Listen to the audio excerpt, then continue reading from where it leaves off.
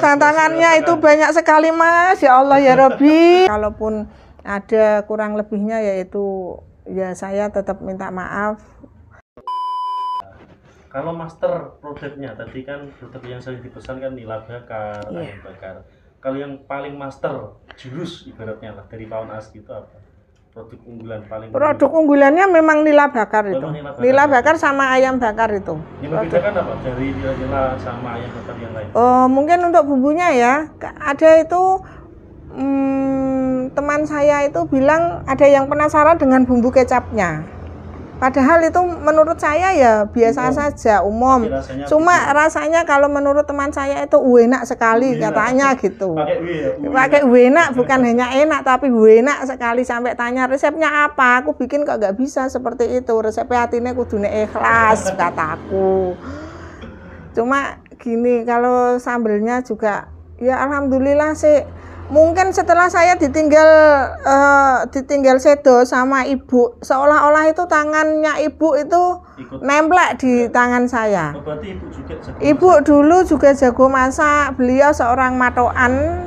Matoan itu di mana ada orang punya hajat itu ibunya yang bagian masak. Porsi-porsi ya.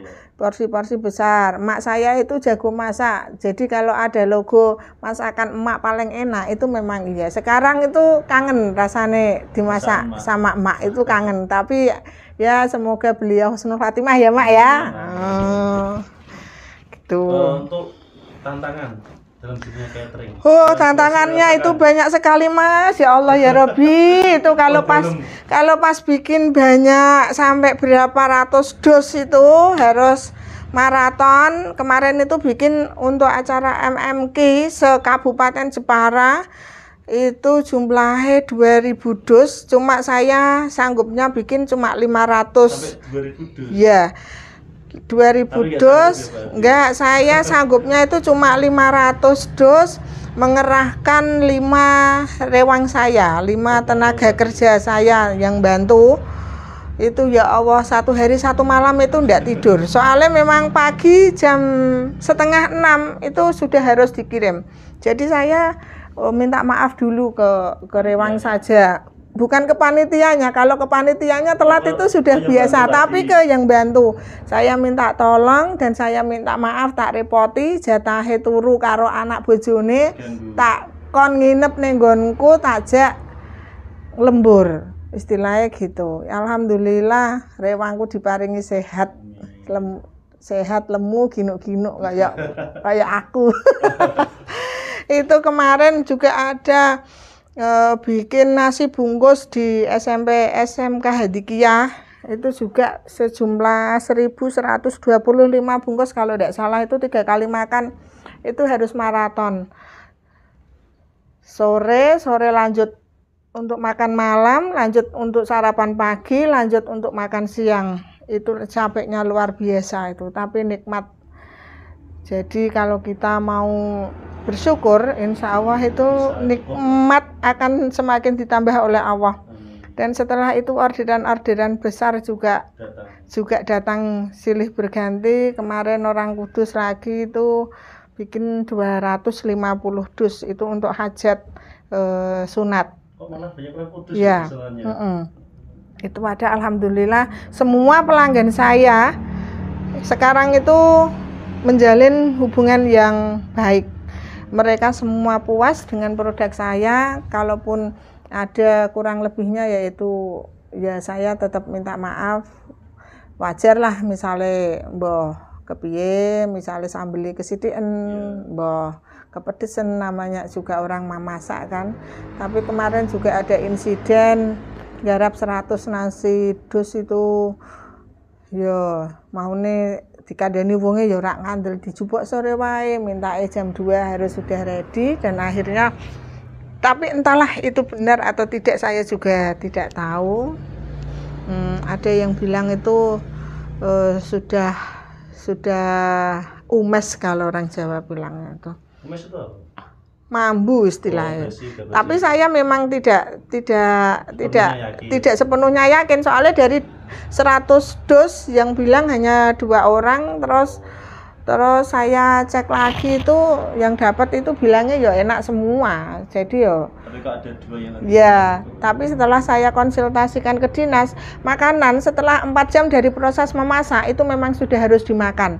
Selebihnya itu bakteri sudah mulai berkembang. Jadi kita harus sebagai pengusaha makanan kita harus pintar memanage waktu dan memberi pengarahan kepada si pemesan supaya satu tidak kecewa dengan masakan kita, yang kedua mereka juga tidak istilahnya bagaimana ya, guak duit lah kanggo pesenan kok akhirnya malah ndak enak, itu kan ndak bagus, kasihan. Untuk pawon asri kan dikatakan catering tradisional ya, ya. Catering ya, yang ndak.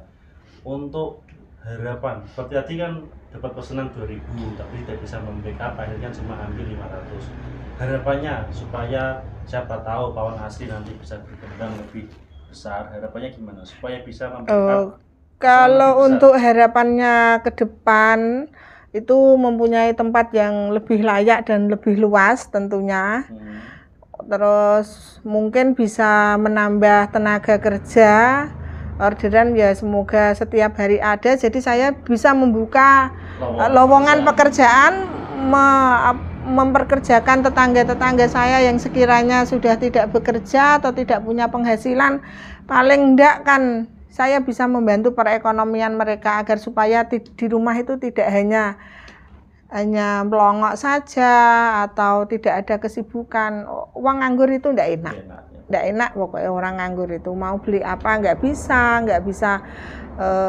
berhubungan sosial, misalnya mau ada hajatan ada apa nggak punya uang, itu kasihan.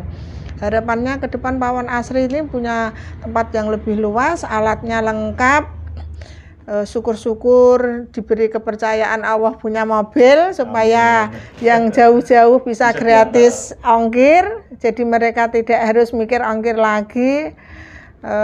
Dipertemukan dengan konsumen yang baik-baik, punya rewang yang baik-baik juga, ya selebihnya bisa membantu tetangga lah, bisa membuka lapangan pekerjaan baru. Kemudian untuk apa namanya, dari rata-rata catering kan tidak tiap hari pesanan, misal rata-rata setiap pesanan itu kira-kira dapat bersihnya berapa?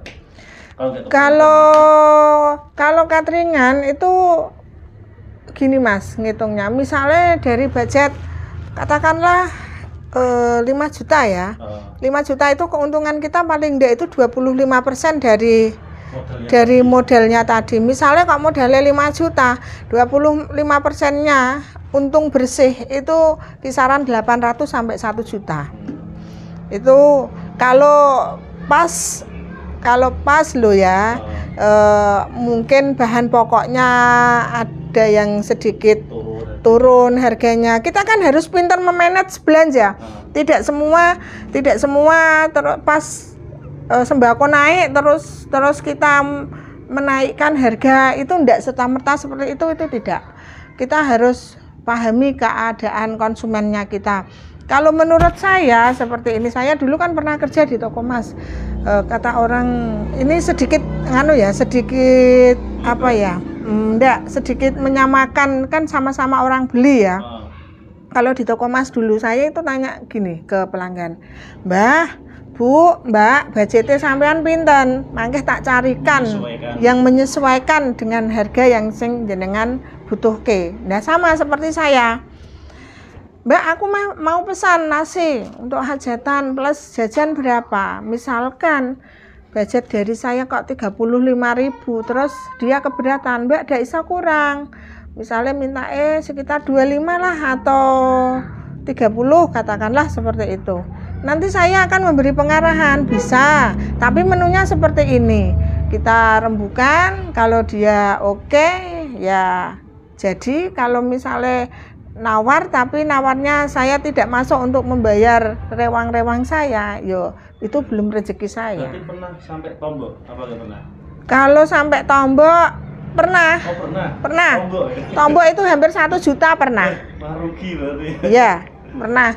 Cuma alhamdulillahnya saya sudah bisa membayar rewang-rewang. Yang penting itu rewang-rewang saya itu bisa terbayar. Kasihan kalau kita memperkerjakan orang terus kita nunggu-nunggu nanti besok ya itu enggak boleh. Iya, itu enggak boleh. Itu dalam Islam itu tidak boleh. Bekerja itu harus sesuai dengan koridor agama. Istilahnya gitu. Ya.